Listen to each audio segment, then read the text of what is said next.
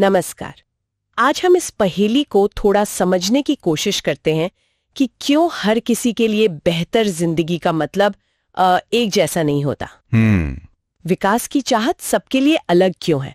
हमारे पास जो जानकारी है वो इसी दिलचस्प सवाल पर रोशनी डालती है। बिल्कुल सही कहा। और ये जानकारी साफ दिखाती है कि देखिए, किसी का पेशा क्या है, आमदनी कितनी है, लिंग, वो कहाँ रहते हैं, समाज में उनकी जगह क्या है ना? हाँ, ये सब मिलकर तय करता है कि उनके लिए तरक्की मतलब विकास, उसके मायने क्या हैं।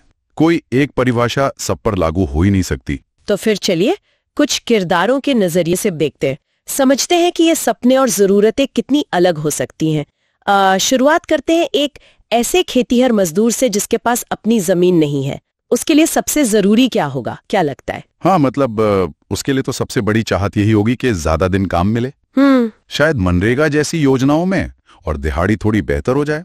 आप मान लीजिए 200 की जगह शायद 250 रुपए रोज। अच्छा। और साथ ही रहने के लिए जमीन का एक छोटा सा टुकड़ा मिल जाए।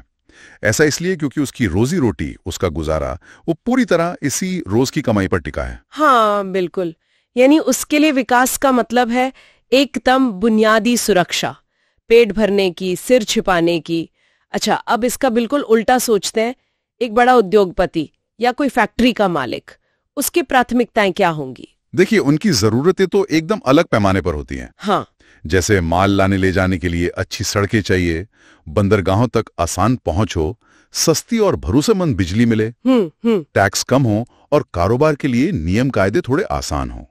जाहिर है उनका पूरा ध्यान अपना कारोबार बढ़ाने और ज्यादा मुनाफा कमाने पर है। यहाँ ये फर्क कितना साफ दिखता है ना। एक के लिए बुनियादी जरूरतें पूरी हो जाए वही विकास है, और दूसरे के लिए विस्तार के अवसर। अच्छा, अब जरा एक गांव में रहने वाली किशोरी के बारे में सोचें।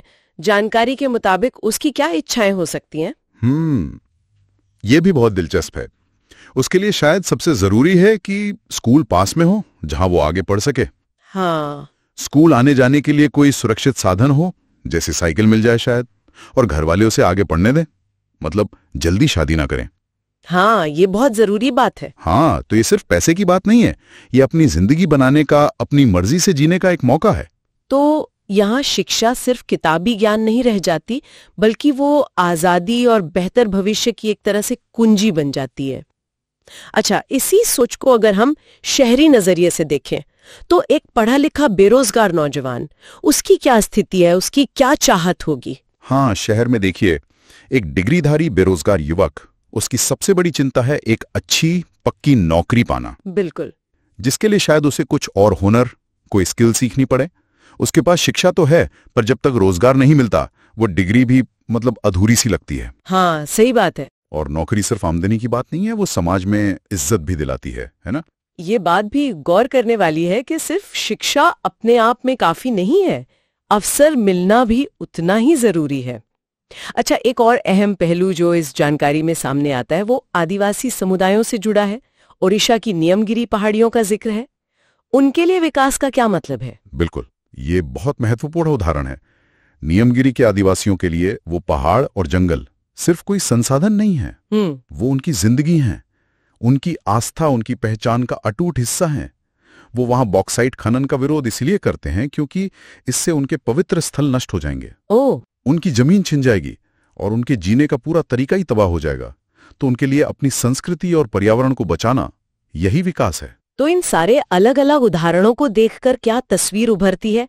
मुझे तो ऐसा लग रहा है कि हर किसी की जरूरतें और मायने बहुत ही अलग हैं। हाँ, कई बातें एकदम साफ होती हैं।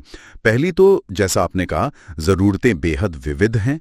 किसी को पीने का साफ पानी चाहिए तो किसी को तेज इंटरनेट, है ना? हाँ बिल्कुल। दूसरी बात, विकास का मतलब सिर्फ पैसा या सुविधाएं, मतलब सिर्फ भौतिक चीजें ही नहीं हैं। सम्मान, सुरक्षा, बराबरी का बर्ताव, अपनी संस्कृति को बचाने का अधिकार, ये गैर भौतिक चीजें भी उतनी ही, बल्कि कभी-कभी ज्यादा अहम होती हैं। और ये भी जाहिर होता है कि कभी-कभी इन अलग अलग लोगों की चाहतों में, उनके विकास के लक्ष्यों में टकराव भी हो सकता है। हाँ, बिल्कुल। कैसे एक हाईवे बनने से शायद व्यापारियों को बहुत फायदा हो, लेकिन ये भी तो हो सकता है कि उसकी वजह से कई किसानों की जमीन चली जाए। एकदम सही।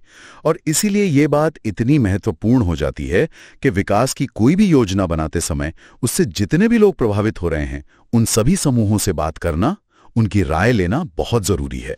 तभी इन अलग अलग और कभी-कभी एक दूसरे से उलट लगने वाले लक्ष्यों के बीच कोई संतुलन बनाया जा सकता है। तो हमने देखा कि विकास की उम्मीदें, ये लक्ष्य कुछ कुछ इंद्रधनुष की तरह हैं।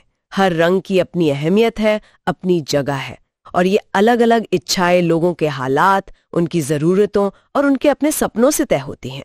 और सबसे अहम सबक शायद यही है कि इन अलग अलग और जैसा हमने कहा कभी-कभी टकराने वाली उम्मीदों को समझना और उनमें समझदारी से तालमेल बिठाना, यही सही मायने में समावेशी विकास है। सही, मतलब ऐसी तरक्की जो कुछ खास लोगों को नहीं बल्कि समाज के हर हिस्से को, हर तबके को साथ लेके आगे बढ़े। बिल्कुल। यहाँ एक सवाल शायद हम सोचने के लिए छोड़ सकते हैं। अगर विकास का मतलब हर किसी के लिए इतना अलग है, तो कोई भी समाज या देश वो मिलकर अपनी साझा प्राथमिकताएं कैसे तय करे? कैसे सुनिश्चित करें कि किसी की आवाज दबे नहीं और कोई भी पीछे ना छूट जाए?